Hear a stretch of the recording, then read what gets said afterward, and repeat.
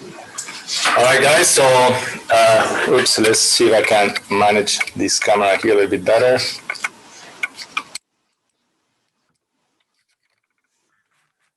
All right. So we're going to do the example, and here the example is that, let me do the figure. So we're going to have a nozzle.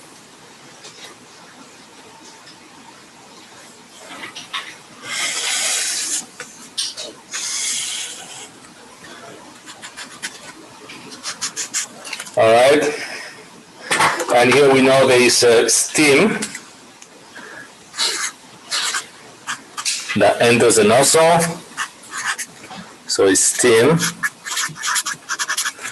We know the process is steady state.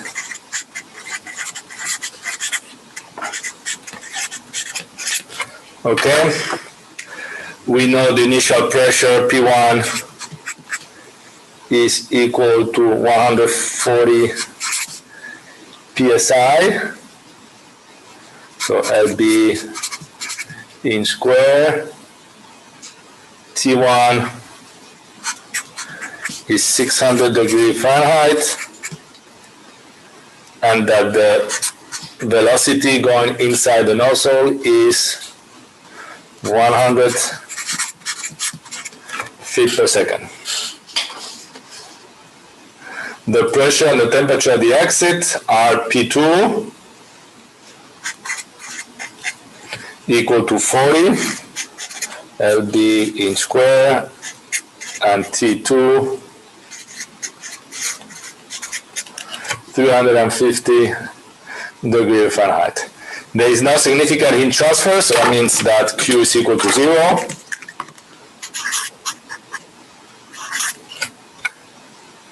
Between the nozzle and its surrounding, and changes in potential energy between the inlet and the exit can be neglected.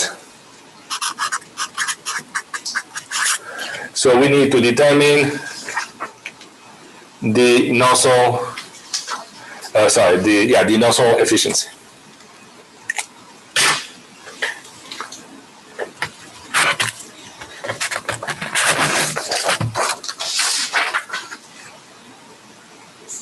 So what I need to do here with these people here, you cannot see. Maybe you can admit all at the top right. Admit all, I guess. I guess they will be joining now. All right, that's fine. So anyway, let's just do the figure again of what should happen here. So we know it's steam. Basically, we know it's going to be superheated. So if you do the figure, remember here we're going to look at H. Here will be S. We know it's steam. I mean, you can look at the table, but all this stuff should give you that it's steam, okay, superheated. In here we should be going between two lines of pressure.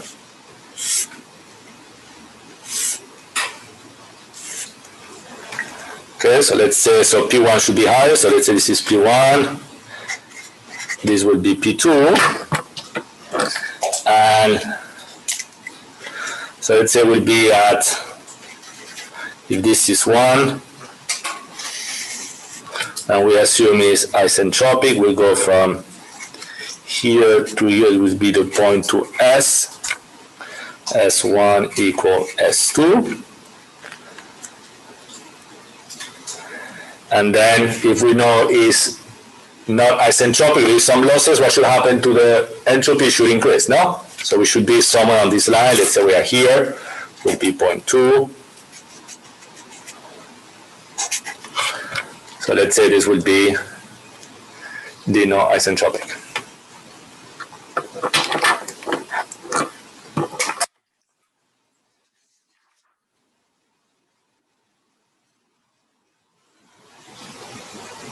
On that test, would you want us to draw this graph? Excuse me? Like when we're taking the test on the problems, would you want us to draw this out?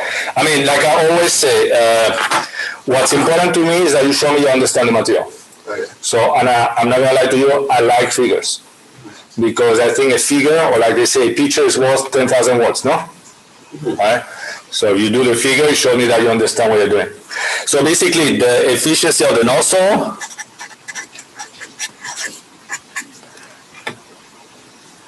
is given by what? So we said last time we did the figure, the efficiency should always be lower than 0. So let's see, do I have a blue here? Yeah, so if we look over here, this should be the change of kinetic energy V2 square over 2. And this one here would be the V2S square. And I put 1/2 because it's 1/2 mv squared. But if you want, you can just put, so it's kinetic energy actual divided by kinetic energy isentropic, which is the ideal case, which will be what? V2 square over 2 over 2, V2S square over 2, okay? Or it would just be V2 square over V2S square. Doesn't matter. So this is the definition. All right, so this is the data that we have. So we need to find what will be the velocities. And we know V1, so what I need to find is V2, and then we need to find V2S, okay? So what is the equation that we know over here? So we could say that for this control volume, it's always the same process. So let's say this will be for our control volume. So for the control volume on the sketch, what are you gonna have? The first principle of thermodynamics for a control volume will be Q dot minus power plus M dot, what is coming in? H1, okay? This time we neglect potential energy, but we don't have to neglect the kinetic energy, okay? So what is the kinetic energy coming in? Will be plus 1/2 M dot V1 square. And this should be equal to what? To M dot H2 plus 1/2 M dot V2 square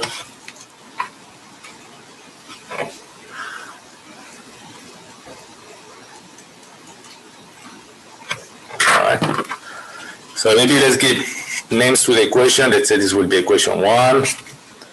So write them down. So now from this equation, what do we know? From the figure, you see that there is no heat exchange, and the nozzle does not require or produce work. So this term will also be 0. So basically from here, what can we find? If you cancel all the m's, this is by the conservation of the mass. We're going to get that H1 plus V1 squared over 2 should be equal to H2 plus V2 squared over 2.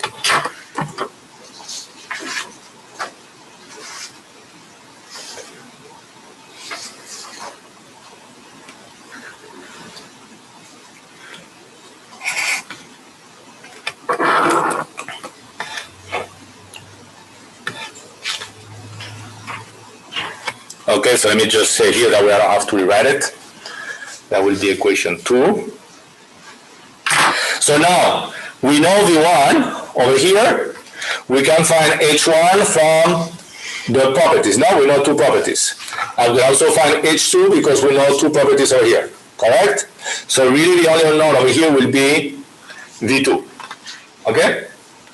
So that's what we're going to be doing next.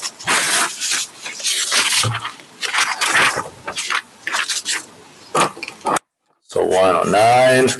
So from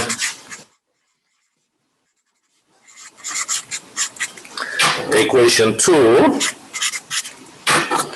we can get that V2 squared over 2 will be equal to what? Should be equal to H1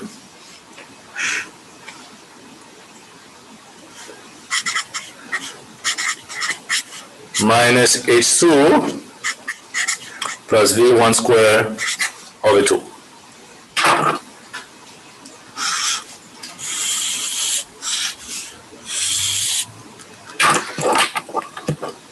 Okay, so in this equation, V1 is known and is equal to 100 feet per second.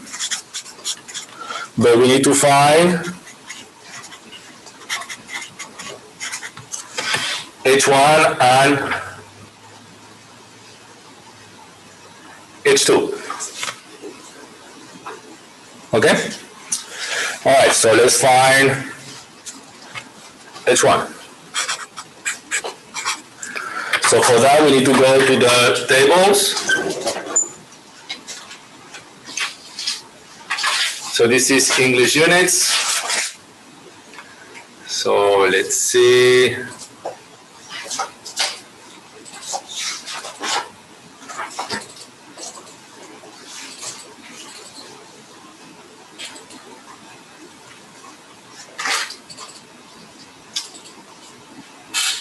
So I like to use the 8th edition because it has the colors. All right, let's go all the way down. We use English units, so it should be table saturated refrigerant. Saturated waters looks like table 6, so pitch down.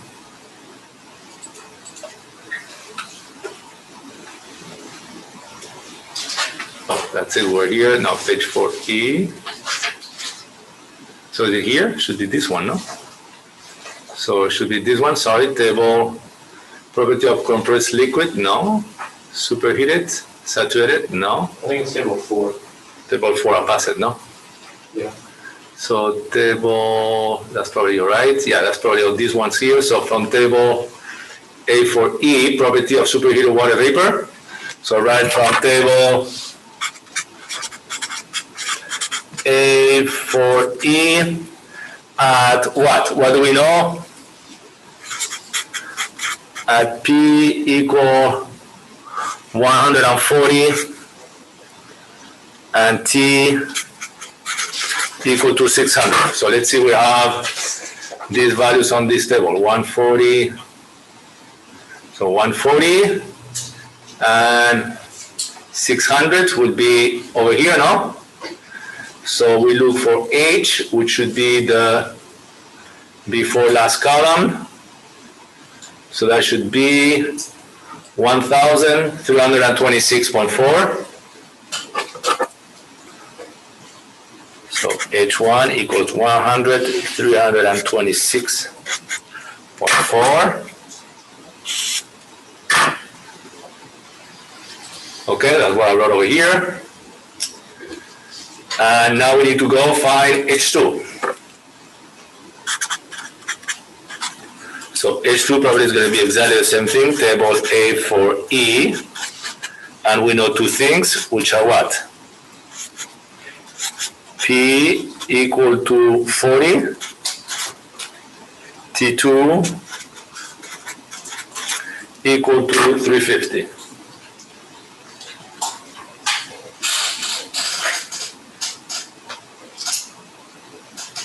It's 350 now, yeah. So let's go here. So 40, let's see, we're lucky over here. 40 is here, 350. Before last, 1,211.8. 1,211.8.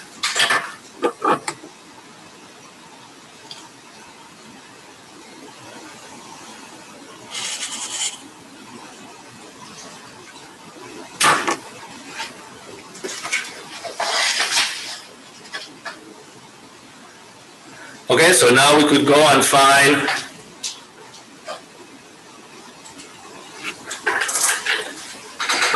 so So now from here, we have everything in order to find V2 square over 2, no? Okay?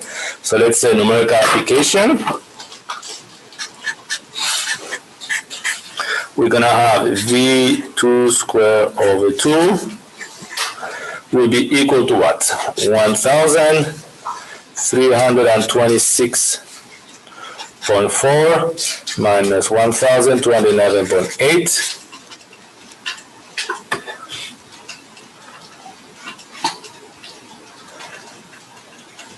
Okay, but here we need to be careful for the units. Plus 1/2 of, what is the initial velocity? 100.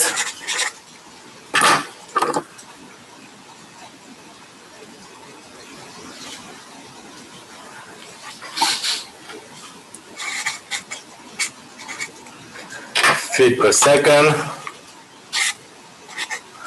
And this is square. Okay, but here we need to be careful because maybe I should have pay attention. Is what are the units here for H? BTUs, no? BTUs LB.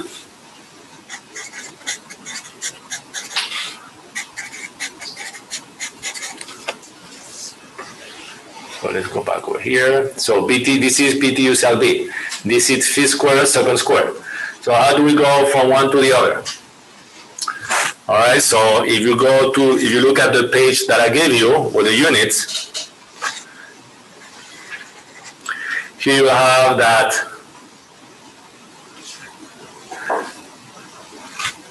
so let's see, maybe we can do the 1 BTU is 778 foot LBF. Okay? And now the other one you need to add is the one for the acceleration, because you need to go from LBF. This is LBF, 140 LBF. You need to divide by the gravity. So it would be 1 LBF is 32.2 LB feet second square.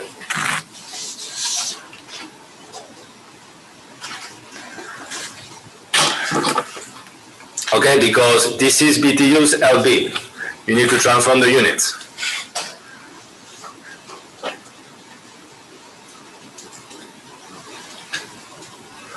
So you need to eliminate the band forces to have the BTUs, okay? And then go to the other one. So if you do this calculation, what do you get?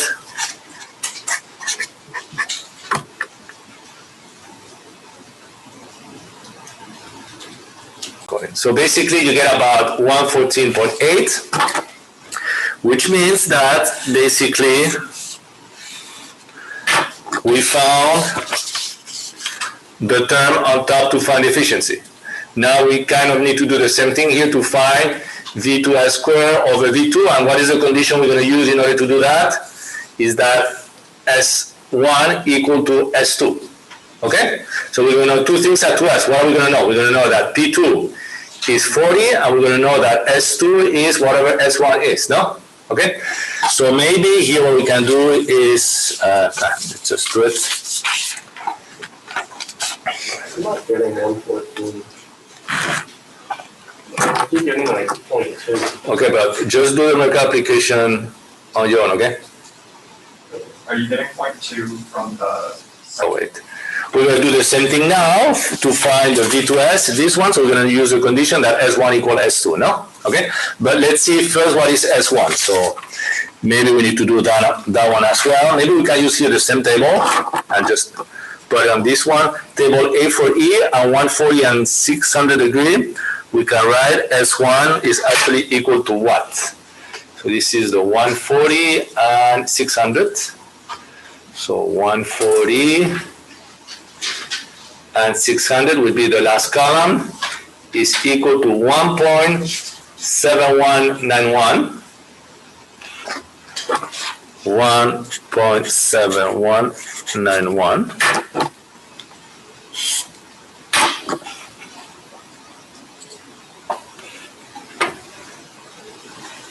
Okay, so now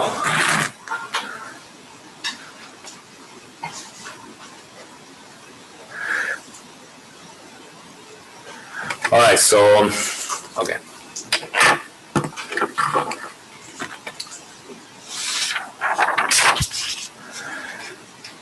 So now I'm just going to reuse the equation here too. All right, so for the isentropic case, the equation V2 squared over 2 equal to H1 minus H2 plus V1 squared over V2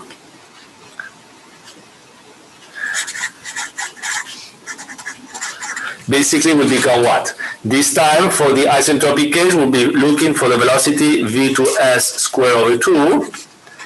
H1s remain unchanged, but now the H2 becomes the H2s. Remember, all this stuff is from the figure, no? Yeah? Now we're looking at this point. Before with this one, we found the H2 is here. Now we need to find the H2s, no? Okay? So it will be H2s plus V1 squared over 2.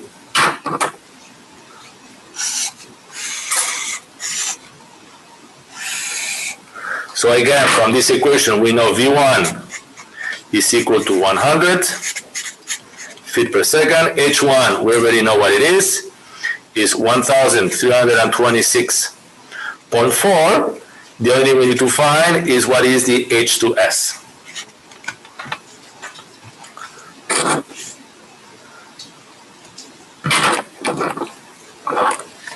All right, so let's find H2s. The isentropic enthalpy at point 2, page 110. Let us find H2s. We need to know two things. What do we know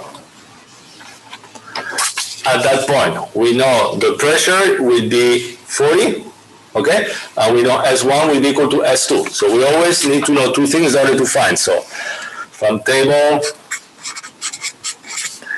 A for E at P equal 40 and S, so P2 equal 2 and S2 equal S1, which is equal to 1.7191.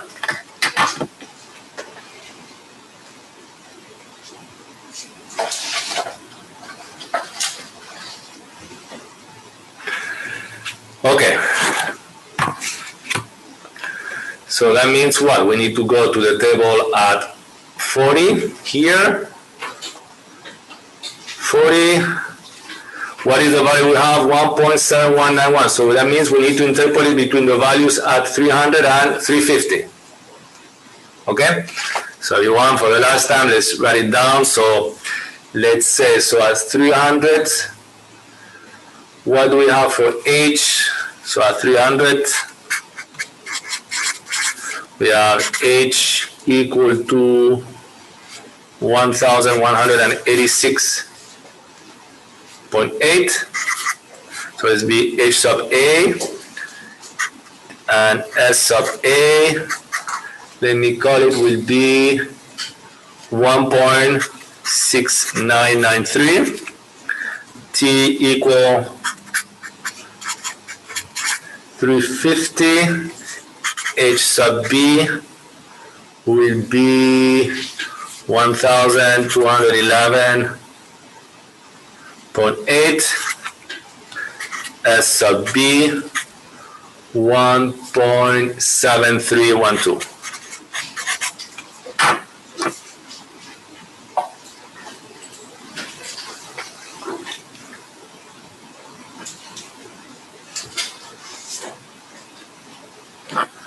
Okay, again, I don't know if you need these figures anymore, but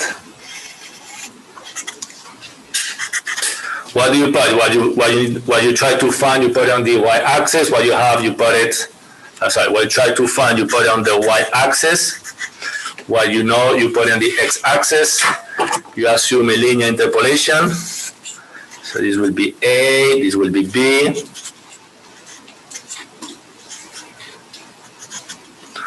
Okay, and you know this is S2.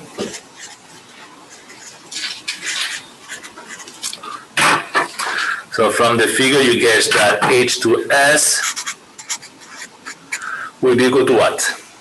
Will be equal to H sub A plus the slope will be H sub B minus H sub A divided by S sub B minus S sub A times S2 minus S sub A.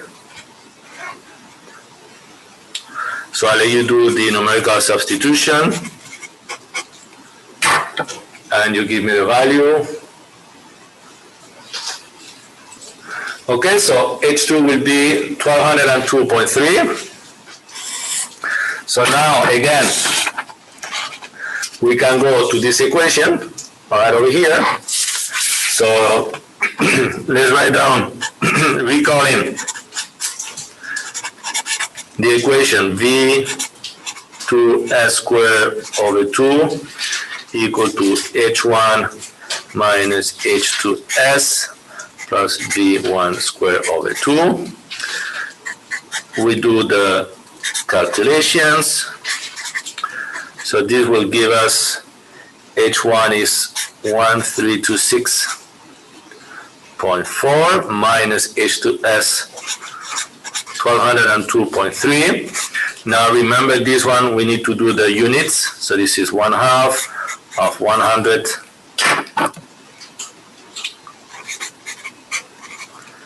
feet per second square plus the unit transformation of 1 BTU equal to 778 foot-pound-force times the 1 lbf equal to 32.2 lb feet second square.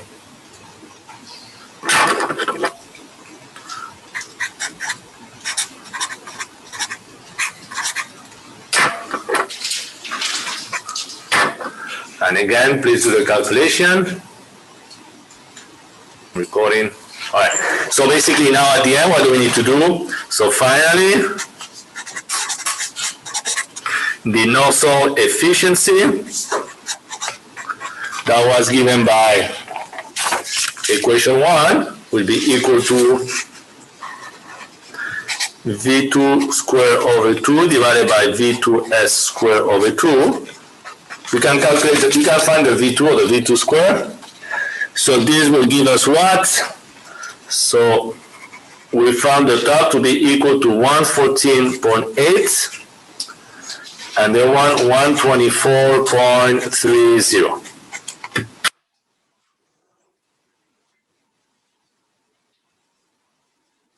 Okay, gives you 0.924, saying that this will be about 92.4% efficient. Okay, the nozzle.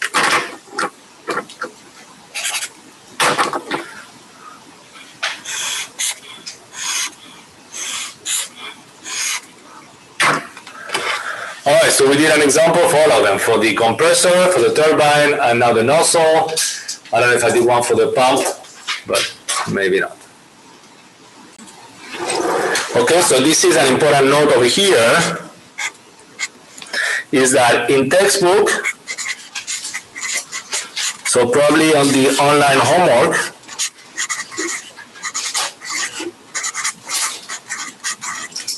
okay, they use the term, I think it's called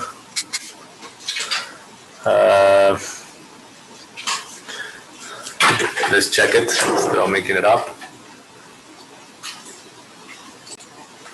So the term rate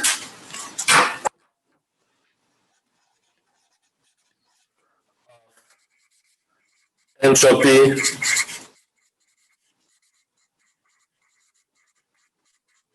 production, and they call it sigma.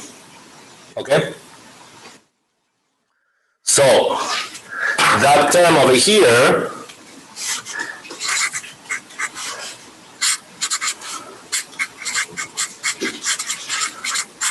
textbook is the same as I call the increasing entropy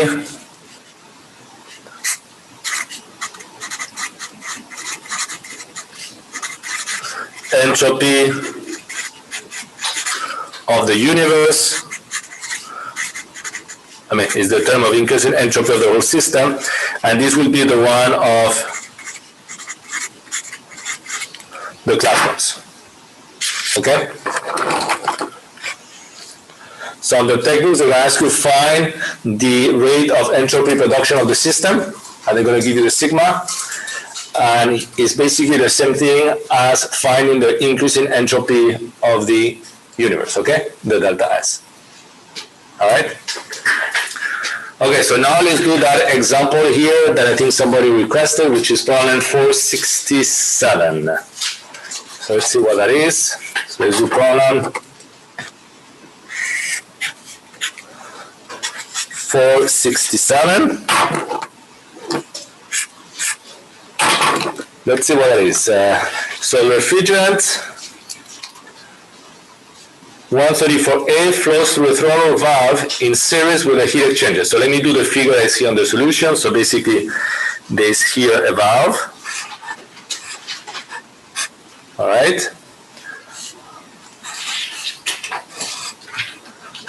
One, two, which is connected to a heat exchanger.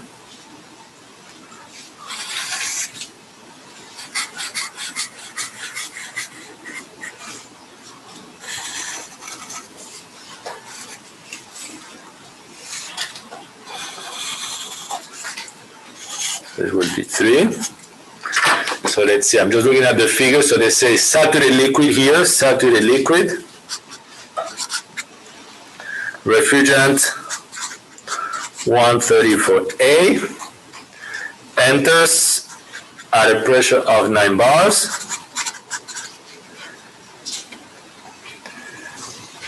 They tell you that P2 is equal to 2 bars.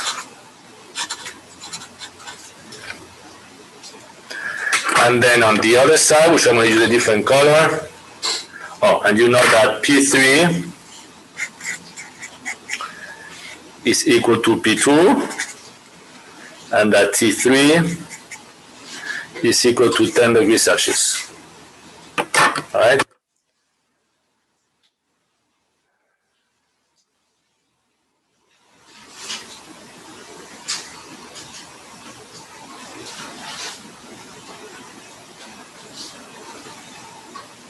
Okay, so from the figure, then you have here 4.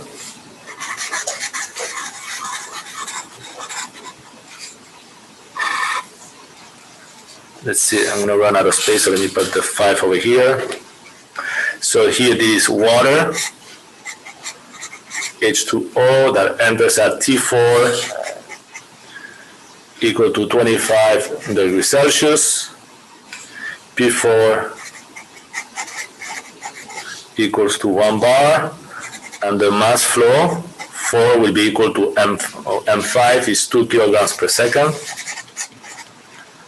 Okay, so from here we know T5 equals 15 degrees Celsius, P5 equal P4, and we know that M5 will be equal to M4, which will be M water, okay?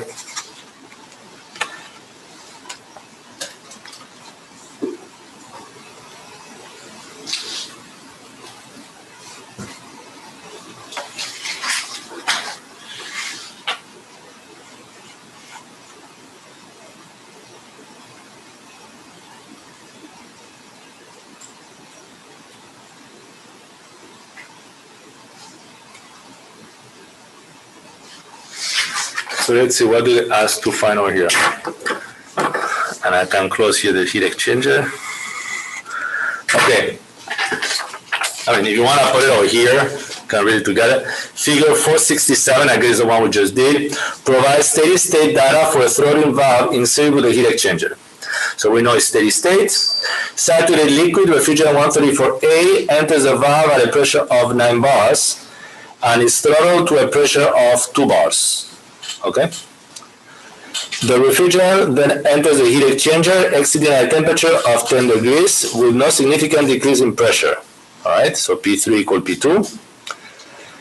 In a separate stream, liquid water at 1 bar enters the heat exchanger at a temperature of 25, okay, with a mass flow of 2 kilograms per second and exit at 1 bar.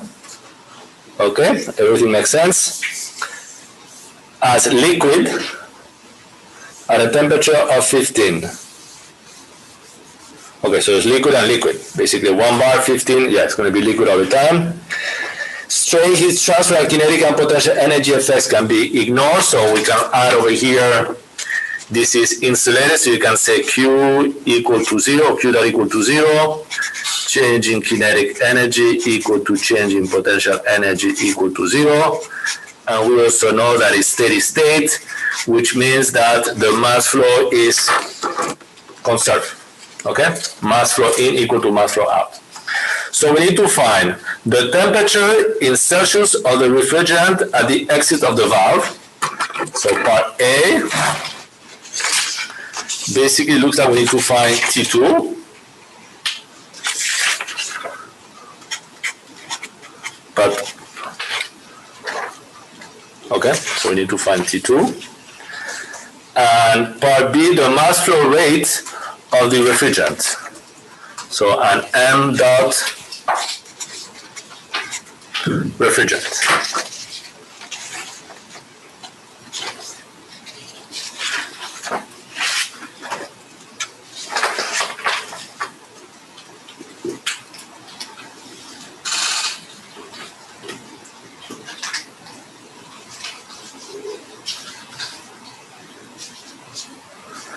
Okay.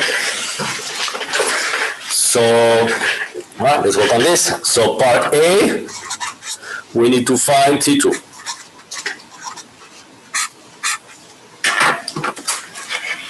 Okay, so T2 over here at the impression, what we need to look is at what's happening on the valve. So if I do a little figure here of the valve,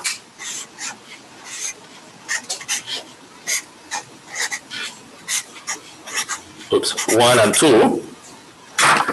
Before I even start, what is something specific about the valve that I told you that you needed to understand or remember? Is that what is the function of the valve? What happens in a valve? You know that the enthalpy is going to be conserved. If you don't know this, you cannot do this. I mean, you can derive it, it's very quick, but this is the whole trick, I think, about this one. Is to recognize that in a valve, the enthalpy is conserved. So, and this will be our new control volume. So let's say it will be our control volume 1.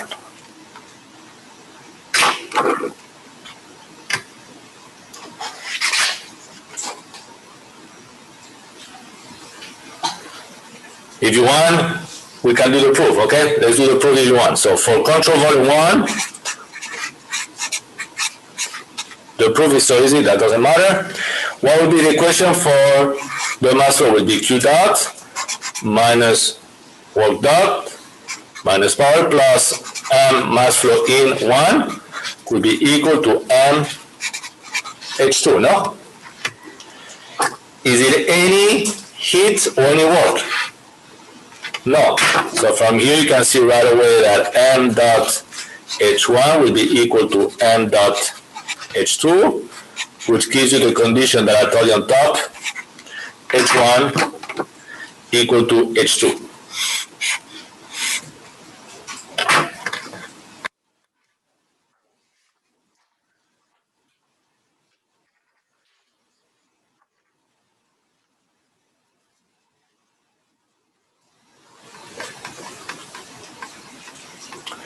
Okay, so in order to find T2, what do we need to know? We need to know two things, no? what do we need? How many things do we know so far at point 2? We only know the pressure. But can we find the enthalpy at point 1? Yes, and since H1 equal to H2, then we're going to know 2 things at point 2, and we can find the value from the tables. Correct? Okay? So let's do that.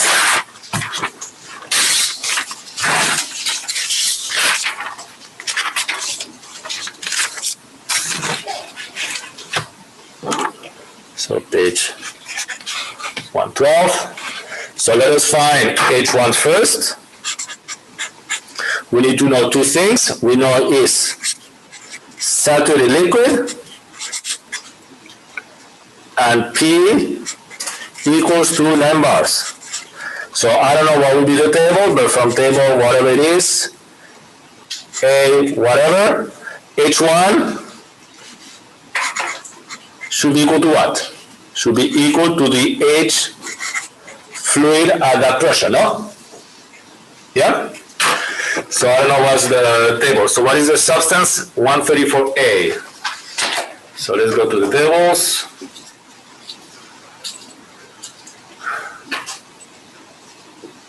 This is SI units. Looks like it's going to be pressure tables A11. So you can write A11. I think it is. And let's go.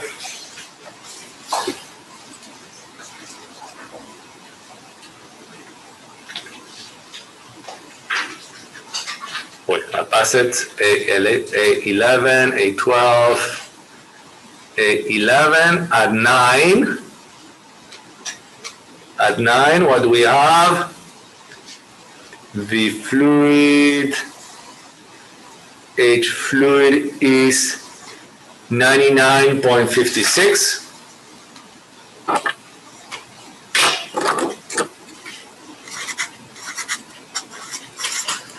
And that should be kilojoules per kilogram. Yeah, that's what it is, you can see on top. Okay? So now, what do we know? H2. So now we know to find T2.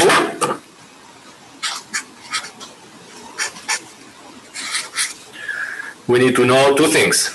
So we know that P2 is equal to how much? 2 bars, okay?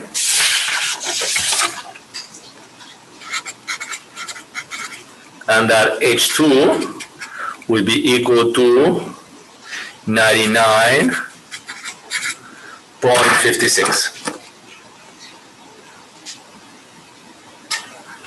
So probably from the same table, I'm guessing.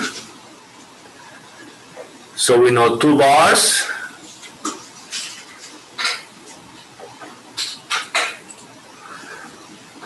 H2 equal 99.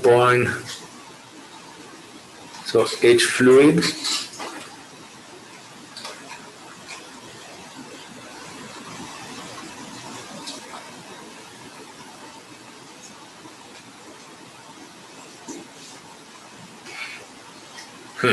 that's strange here.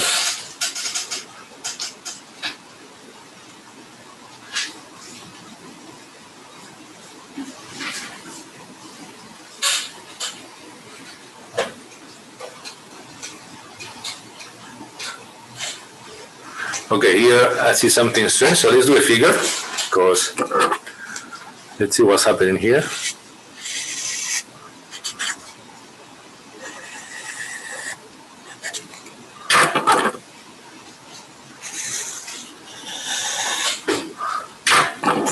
So we go through a line of constant pressure.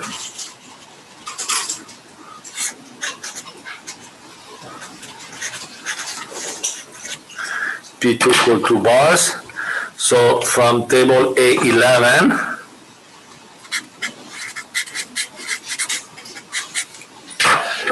let's see, table A11 is giving us what? That, I was doing a figure, sorry, I was doing this figure. Because I have the impression this is going to become a mixture, no? From the values here. Because if you look at this at 2, what do you have? H fluid is 36.84. So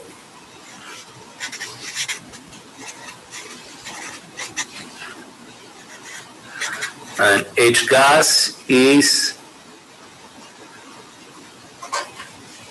204.46.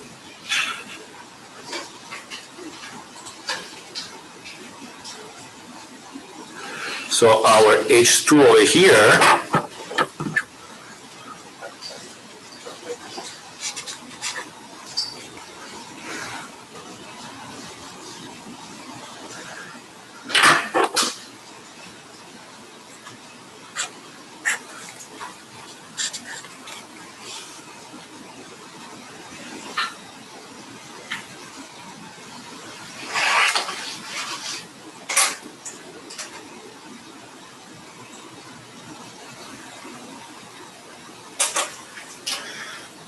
okay, so if it's a mixture, what can you say about the temperature? Temperature would be constant, no? Yeah, so you could say here that T2 should be equal to the saturation temperature at the pressure 2, at the pressure of 2 bars. Okay, and what is the saturation pressure at 2 is minus 10.09 degrees Celsius. So you can say that from table A11, so you have T2 equal T saturation equal minus 10.09 degrees Celsius. And this is from table A11.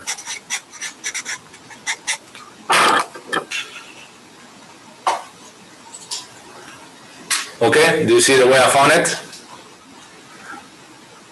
It wasn't a bit tricky. If I wasn't doing the figure, to tell the truth, I wasn't able to really see it.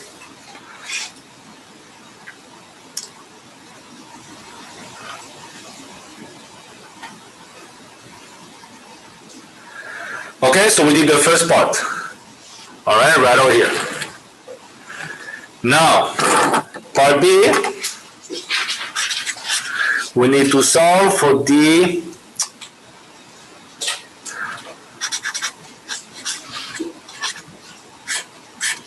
mass flow of the refrigerant. Okay?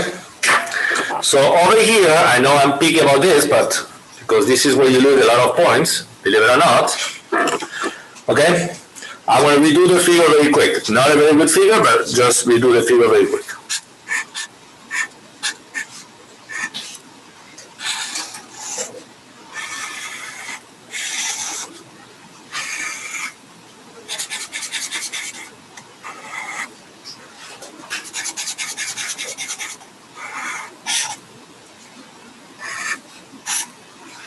So this is 1, 2, 3,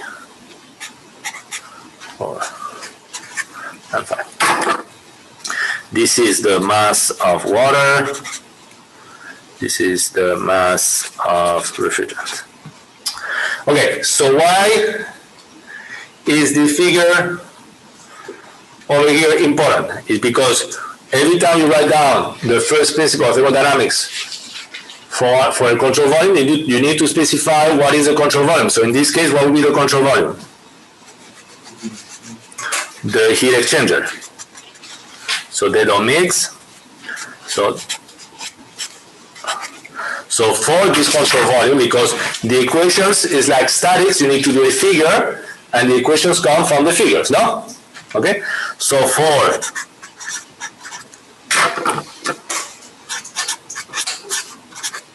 control volume 2,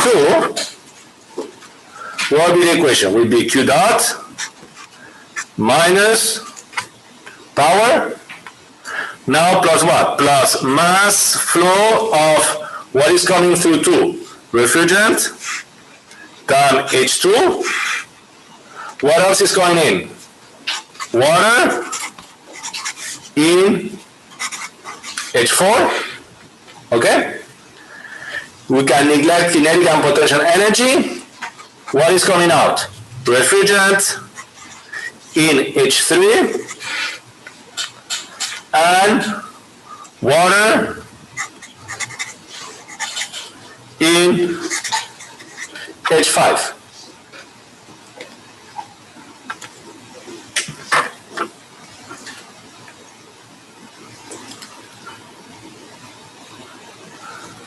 Okay, remember the equations come from figures.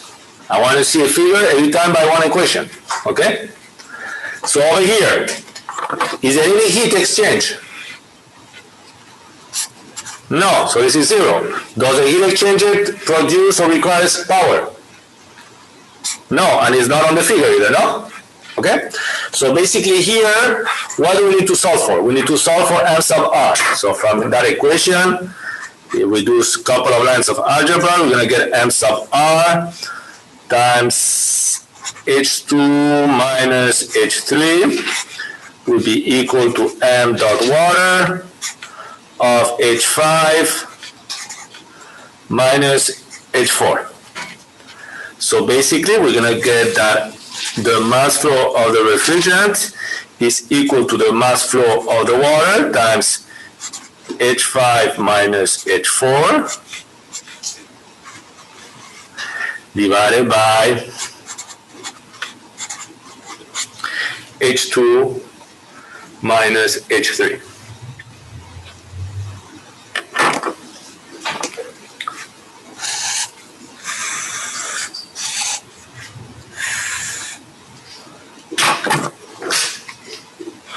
Okay, in this equation, we know the mass flow of water is 2 kilograms per second. And what else do we know? We know that H2 is, we calculated before, H2 is 99.56. So basically, we need to find H3 unknown, H4, and H5.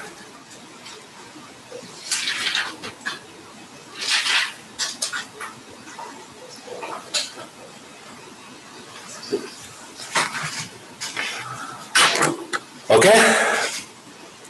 So let's see, we have time to finish this problem. So let's go and first find H3. So obviously it's going to be tables, no? So H3, what substance we have in H3? H3 is the refrigerant 134, okay? So what do we know about the exit? We know that P2, P3 equal P2, which is 2 bars. And what else we know? T3 equal to 10 degrees Celsius. All right? So let's see where we can go over here. So for H3, let's see, what do we know? P2 is 2, temperature is 10. Okay, so this is, let's go up here, so we'll be superheated. No, it's above the minus 10. So at P2, table A12 at 2, at 10, so we have, yes, at 10, you're going to have that H3 is 258.89. So from table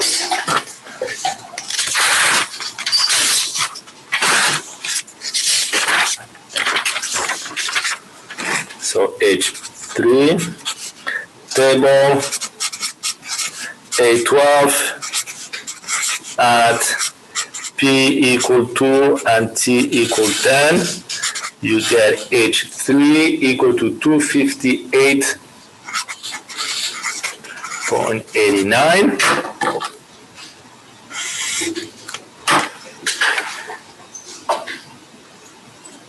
Okay, this is what I wrote over here.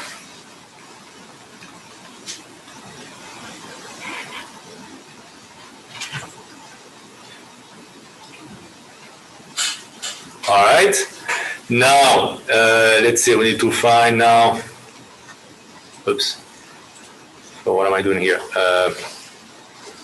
Camera, Okay, here we go. Now it's working. So we need to find H4 and H5. So let's say H4. So what do we know about H4? And here, this figure, we know T4, okay, it's 1 bar. So that's fine. So we know T4 equal 1, T4 equal to 25. So it's good. We know P5 equal 1, T5 equal to 15. So basically here, this is at the atmospheric pressure, and they say that both should be liquid, no? At 1 bar, this is atmospheric pressure, this is liquid, no? Okay? So what we can do is go to table, let's see which table we need to go. So table A, let's see which table we need to go. So up. Do we need to go to the tables of the temperatures?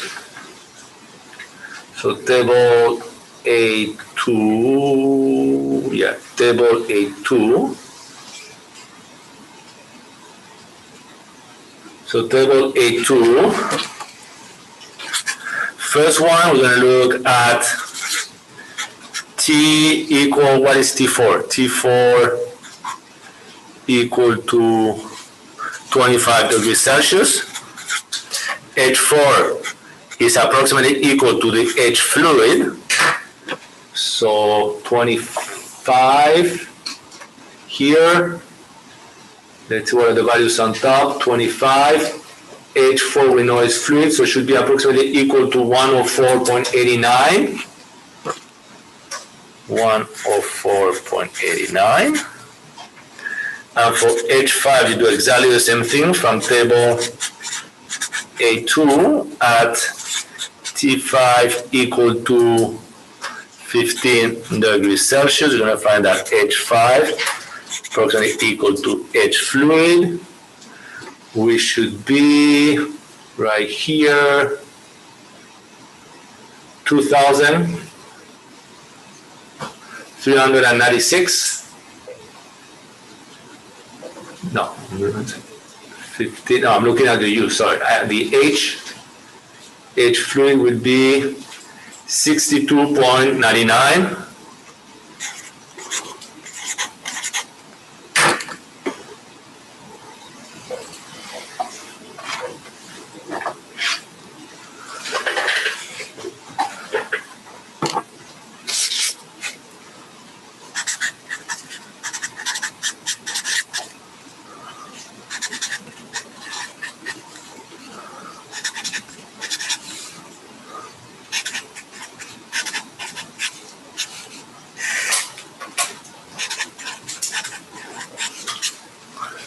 Okay, so finally, I'll rush a little bit to make sure we finish on time. This will give us that the mass flow of refrigerant should be equal to what? To the 2. So we should have kilograms per second. This is kilograms per second, so our final result will be kilograms per second times, let's see, H5 is 62.99 minus 104.89. H2 we find to be equal 99.56, and H3 258.89.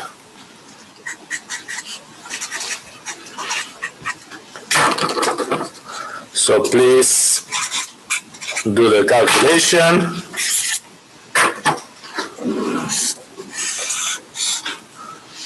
I have the solutions here to make sure that you look at them.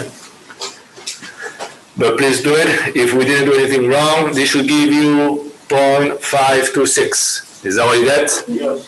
So 0.526.